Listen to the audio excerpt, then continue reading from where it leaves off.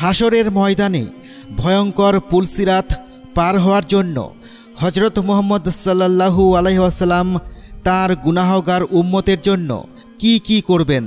পুলসিরাত পার হওয়ার সময় মহান আল্লাহ তাআলা কি প্রশ্ন করবেন? সর্বশেষ যারা জাহান্নামে থাকবে তাদের কিভাবে উদ্ধার করে জান্নাতে প্রবেশ করানো হবে? আসসালামু আলাইকুম প্রিয় ভাই ও বোনেরা, মহাবিচারের সেই ভয়াবহ দিনের কথা স্মরণ করুন, যেদিন কেউ কারো হবে না। পিতা তার সন্তানকে ভুলে যাবে, স্বামী স্ত্রী একে অপর থেকে পালিয়ে বেড়াবে।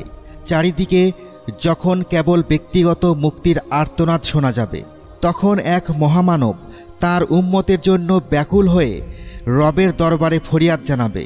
তিনি আমাদের প্রিয় নবী হজরত মুহাম্মদ সাল্লাল্লাহু আলাইহি ওয়াসাল্লাম।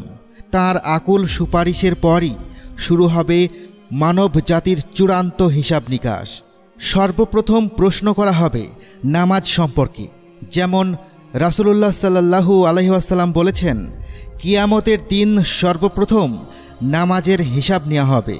যদি নামাজ সঠিক হয় তবে বাকি আমলও সঠিক বলে গণ্য হবে, আর যদি নামাজ ত্রুটিপূর্ণ হয় তবে বাকি আমলও ত্রুটিপূর্ণ হবে। এরপর আরও 5টি প্রশ্ন করা হবে। 1. নিজের বয়স কোথায় কাটিয়েছ? 2. নিজের যৌবন কোথায় ব্যয় করেছ? 3. নিজের সম্পদ কোথা থেকে উপার্জন করেছ? 4. কোথায় খরচ করেছ? 5. নিজের অর্জিত জ্ঞানের উপর কতটা আমল করেছ? এরপর আমল ওজন করা হবে। যার নেকির পাল্লা ভারী হবে সে জান্নাতের অধিকারী হবে, আর যার পাল্লা হালকা হবে তার ঠিকানা হবে জাহান্নাম। তারপর আসবে পুলসিরাতের পর্যায়।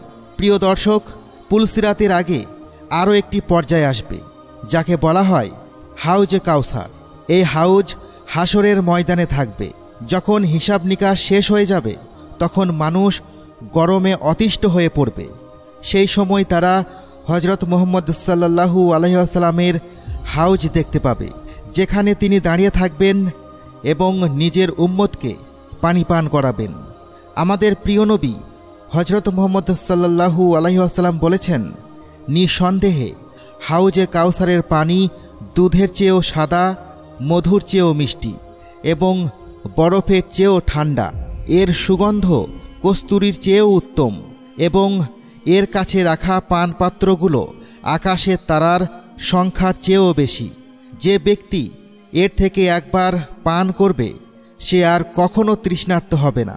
বর্ণনায় এসেছে যে নেককার ব্যক্তিরা পুলসিরাত পার হওয়ার আগেই হাউজে কাউসার থেকে পানি পান করবে। হাউজে কাউসারের পর আসে পুলসিরাতের সেতু। পুলসিরাত এমন একটি সেতু যা প্রত্যেক মানুষকে জান্নাতে প্রবেশের জন্য পার হতে হবে। এই সেতু জাহান্নামের উপর স্থাপন করা হবে, যা চুলের চেয়েও চিকন এবং তরবারির চেয়েও ধারালো হবে। হজরত আবু সাঈদ খুদরি রাদিয়াল্লাহু তাআলা আনহু থেকে বর্ণিত আছে যে রাসূলুল্লাহ সাল্লাল্লাহু আলাইহি ওয়াসাল্লামকে জিজ্ঞাসা করা হয়েছিল, ইয়া রাসূলুল্লাহ, পুলসিরাত কেমন হবে? তিনি উত্তরে বলেন, সেটি হবে একটি পিচ্ছিল জায়গা, সেখানে কাঁটা ও আকড়া থাকবে।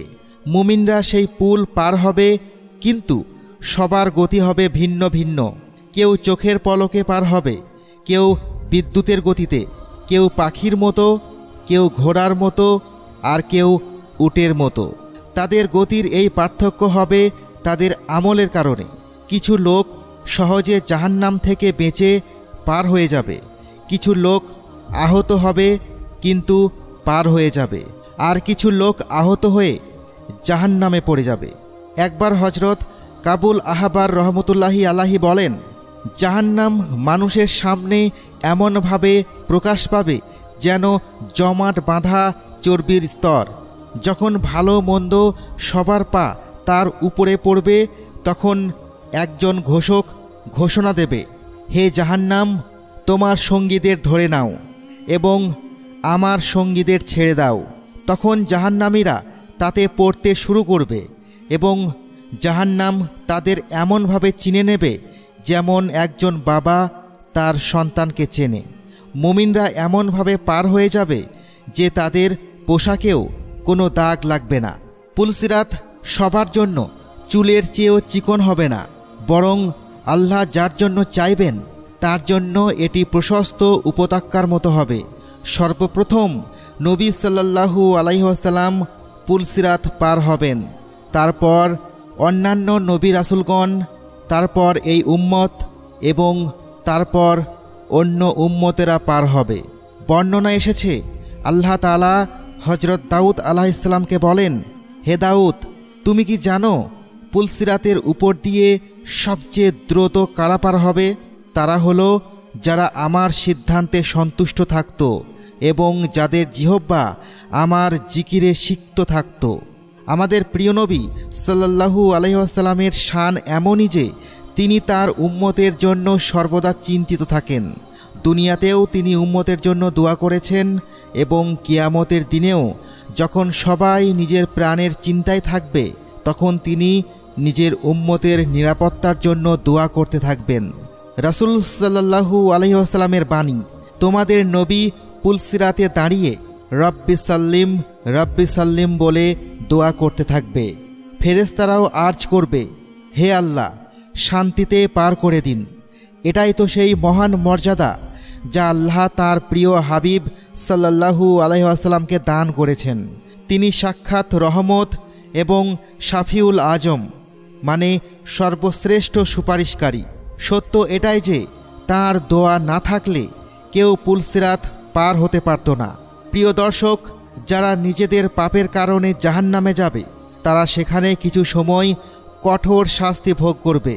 যখন তাদের শাস্তি পূর্ণ হয়ে যাবে তখন আল্লাহ তাআলা তার রহমতে তাদের জাহান্নাম থেকে বের করে জান্নাতে প্রবেশ করাবেন।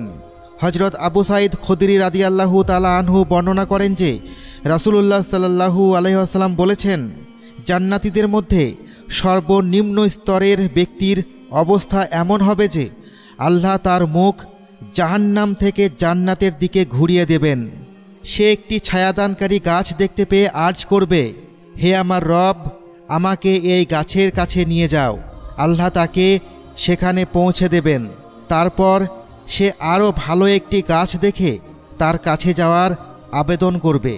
আল্লাহ তার আবেদনও কবুল করবেন। এরপর সে এমন একটি গাছ দেখবে যার পাশে পানির ঝর্ণা থাকবে এবং সে তার কাছে যাওয়ার জন্য প্রার্থনা করবে। আল্লাহ তাকে সেখানেও পৌঁছে দিবেন। তারপর সে জান্নাতের দরজা দেখতে পাবে এবং আর্জ করবে, হে আমার রব, আমাকে জান্নাতের দরজার কাছে পৌঁছে দিন। আল্লাহ তাকে সেখানে পৌঁছে দিলে সে জান্নাতের সৌন্দর্য দেখে বলবে, হে আমার রব, আমাকে জান্নাতে প্রবেশ করান। আল্লাহ তাকে জান্নাতে প্রবেশ করাবেন এবং বলবেন, এবার তুমি তোমার ইচ্ছা প্রকাশ করো। সে তার সমস্ত ইচ্ছা প্রকাশ করলে আল্লাহ বলবেন, তোমাকে তোমার সমস্ত ইচ্ছা দেয়া হলো এবং তার সাথে আরও 10 গুণ বেশি দেয়া হলো। এরপর সে তার জান্নাতি মহলে প্রবেশ করবে। সেখানে 2 জন হুর তাকে স্বাগত জানাবে এবং বলবে, সমস্ত প্রশংসা সেই আল্লাহর জন্য যিনি আমাদেরকে তোমার জন্য এবং তোমাকে আমাদের জন্য সৃষ্টি করেছেন। সে খুশিতে বলবে, আমাকে যা দেয়া হয়েছে তা অন্য কোনো জান্নাতীকে দেওয়া হয়নি। পরিশেষে আমি আল্লাহর কাছে দোয়া করি, আল্লাহ যেন আমাদের জাহান্নামের আগুন থেকে রক্ষা করেন এবং জান্নাতে প্রবেশ করান। আমিন।